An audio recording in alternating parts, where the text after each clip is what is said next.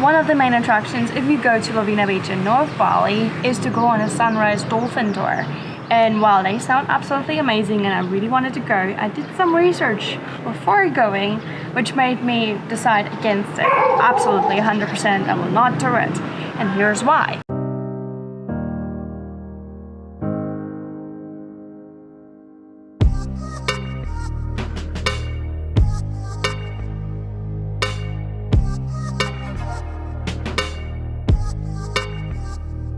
Here are 5 reasons why you should reconsider doing a dolphin tour, and I would love to hear from you and your thoughts in the comments.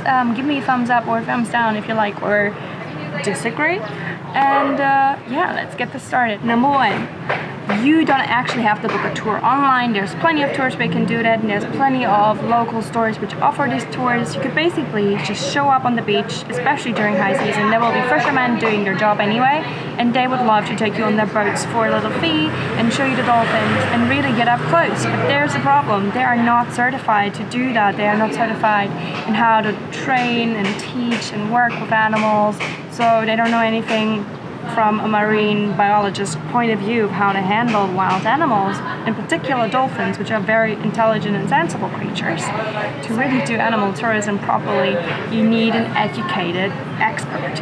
And the problem is, because so many tourists want to do it, there's high demand and there's a lot of boats racing towards the dolphins as soon as they see them, which is A, scary for wild animals. B, you should never approach wild dolphins from any other way than from the side and very slowly and without a motorized vehicle, or at least don't have the motor on. But most boats, when they see the dolphin, they rev up the engine and they just speed up there and stop real close and then try to follow the dolphins, basically chasing the dolphins. A lot of people report that they don't feel like the dolphins look stressed, or they keep swimming anyway and they're not disappearing, so they shouldn't be bothered with it, right? No, that's not right. You can't just bother someone and think because you don't see very visible signs of distress that it's okay. It's still harassment. And also, the thing is, you're intruding on their grounds. Dolphins have a very specific set of habits and a schedule that they go out every morning to go feed on specific food sources which are very localized. So you have to go to these specific places and they migrate in specific patterns also to avoid predators. If the fishing boats show up, they can't just rearrange and adapt to show the fishing boats that they are not approving of this. Well, no, they don't really have a choice. So it is not okay to tell them they need to go away to show you that they don't like it. Add to that all of the fumes from the engines that are revved up actually are bad for the environment, full stop. There's possible oil leaking into the water, there's fumes coming out. How is that good for wildlife anyway? Why would you get too close? And also, you should never get too close to wildlife anyway. Watch from afar. Sometimes you can even see them from the beach, but they're wild animals, so there's no guarantee for that. And I get that that's sad, but that's the way it is. So if you do want to experience dolphins in a sustainable and environmentally friendly way, here are my 5 tips on how to do exactly that. Number 1, always look for certificates, always look for pre-approved tours. There's so many across the world, maybe not in Bali, but there's many where they're actually experts and they know what they're doing, they know what they shouldn't be doing, and they can inform the tourists so they don't do anything stupid. Number 2, never swim with the dolphins. Don't go into the water, don't go near them. Don't try to touch them, don't try to feed them. Don't interact with them, just observe. Number 3, when you use sunscreen, you go into the ocean, not to swim with the dolphins, but just to swim.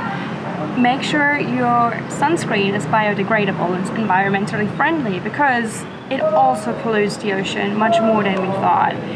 And yeah, it's one way to actually contribute to keeping a healthy balance and healthy ecosystem. Number 4, if you're on a boat and you're approaching the wild animals, make sure you never get so close. And also, you always come from the side, never from the back, never from the front, never between animals. Don't separate anyone ever, never cross their paths. That's why you always have to stay far away. So don't forget, come from the side, slowly, no engine running. Number 5, if you fly a drone and you see animals swimming, and it's a beautiful shot, I get it, but also make sure that the drone is not too close and definitely not too loud, because they're sensitive. You don't want to scare them away or separate animals because they start to panic. What I'm saying with this video is not that you should avoid any local tours. That's not what I'm saying. I want you to be more aware of what is sustainable, what is ethical, what is environmentally friendly, and demand exactly that. And then when the demand rises, hopefully more certificates are introduced and hopefully more people are trained and more aware. And also it's up to you. Just because it's offered doesn't mean you should take it. You know, you should be a responsible tourist, not just because other people are doing it, you should do it too. Use your brain, use your heart, use your principles. And yeah, support other tours which are, you know, also good. And this way you can also support local tour guides, you can see more of the island, you can learn more about culture in a way that isn't intrusive to nature. So yeah, I would love to hear what you think about that. If you've ever done a tourist thing like dolphin tours in other countries, maybe even in Bali, and yeah, drop me a comment. Let's get a discussion started. Give me a thumbs up if you like environmentally friendly tourism, and I hope to see you around for our next video. Subscribe and stay travel-tastic. Bye!